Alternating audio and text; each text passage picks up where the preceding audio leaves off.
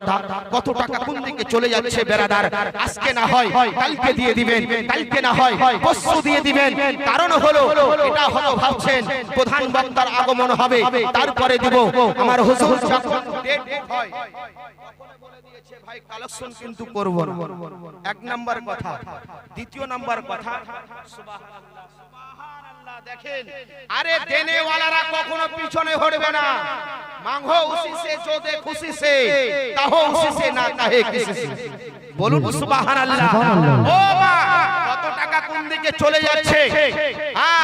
হযরত ফাতেমার একটা ছেলেকে বাঁচার জন্য এমন কোন একটা আল্লাহর বান্দা এখানে বসে নাই যে হুজুর আমি 1000 টাকা দিব, 2000 যদি না হয় 1000 কোন একটা আল্লাহর বান্দি প্রথম রাউন্ডে দেখতে চাই। তো যেটা বলতে চেয়েছিলাম, দুই নাম্বার কথা হলো যত মিডিয়া আছে সমস্ত মিডিয়া বন্ধ হয়ে যাবে, কোনো মিডিয়া চলবে না। প্লাস মোবাইলে কেউ রেকর্ডিং করবেন না হুজুরের বক্তব্য। কারণ হলো যদি হুজুরের ভিডিও রেকর্ডিং করতেই হয় তাহলে হুজুরের বাড়িতে গিয়ে ফর্ম ফিলআপ করে আসতে হবে।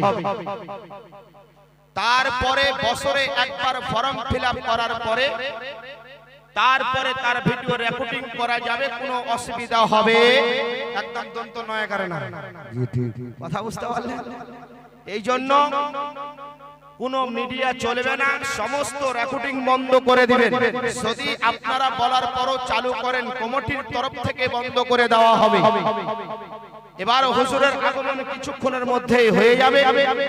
তো বেরাদার ইসলাম দুইজন হয়েছে, এই আল্লাহর কোন একটা বান্দি হলো না, 1000 কোন টাকা দেনেওয়ালি হলো না, মাত্র 1000 টাকা।